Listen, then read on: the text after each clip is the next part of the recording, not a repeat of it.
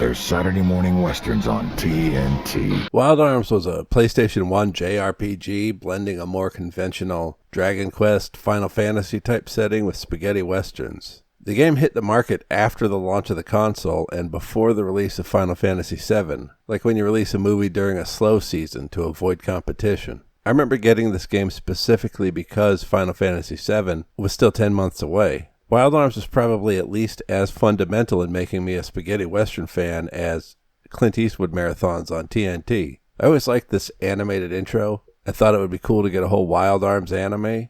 Well, what do you know? Almost 30 years later, I find out about Wild Arms, Twilight Venom, an animated series based on the second game in the franchise. The first episode is mostly set in this floating prison. It's suspended on magnetic rocks and it makes a full rotation around this giant pit every year. So there's only one day when it comes in contact with this ledge, and you can come and go.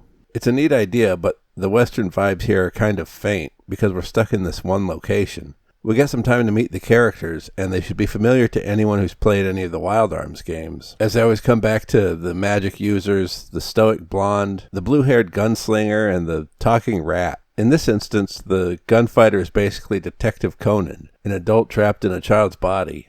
I want to take a moment to point out that this character design predates Wild Arms. One of MediaVision's earlier games was Rapid Reload, a shooter that played a lot like Gunstar Heroes, where the protagonist was a boyish blue-haired gunfighter with a red headband, just like Rudy in the first Wild Arms. I think it's interesting how certain concepts and visuals pop up repeatedly throughout an artist or a studio's work without necessarily having a literal connection. Like Sid in Final Fantasy, or all the various incarnations of Patches and the Moonlight Blade throughout the FromSoft library. Anyway, as the series goes on, you get into more of the stuff you really want from a Wild Arms anime, with duels on Main Street and horse-drawn wagons and showdowns in the desert and stuff like that. My favorite part of the second episode is this gun collector, except he's not really a collector. The magical guns used by Detective Conan are pretty rare in this world, and the collector's been carving them out of wood and painting them and passing them off as the real thing in hopes that someone would come along and try to sell him a real one. When he finds out that he's genetically indisposed to operating it, he begs Detective Conan to shoot him, as that's the only way he's going to be able to feel the gun's power.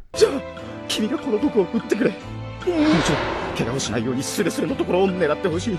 アームズが自分で撃てないというのならそれしかないんだ。僕がアームズの威力を体。This reminds me of Shinya Tsukamoto's Bullet Ballet, where guns are depicted less as a tool or even a weapon than as a kind of fetish object. People obsess over them not because they need to defend themselves or kill somebody, but because they're enchanted by the raw power they represent.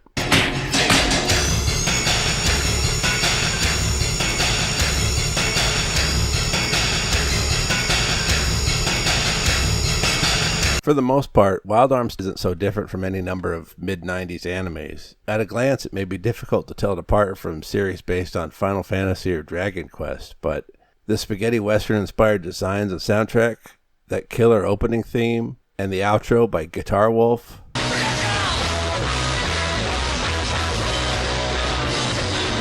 These are the magic ingredients you add to something generic to make it into something kind of special, like that hint of cayenne in a Mexican mocha. This is specifically the era of anime that I get nostalgic for. I missed out on the golden age of the 80s and early 90s, and there's very little after Evangelion that's held my interest. But when I was a teenager, I would rent stuff like this on VHS from a local comic book shop and have a good old time with it.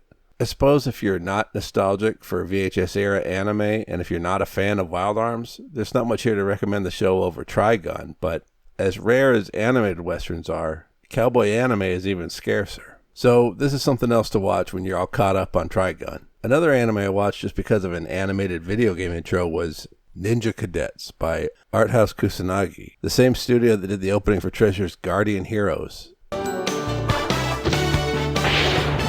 I guess this was the first anime ever released on DVD. I couldn't find the show in English, but the animation is just a lot of fun to gawk at with its wild, bloody action sequences and bizarre character designs. It's about as close as you're going to get to a Guardian Heroes anime. Speaking of, there's a rumor floating around that Treasure have registered a trademark for a new entry in the Guardian Heroes series. So if that turns out to be true, then you heard it here first.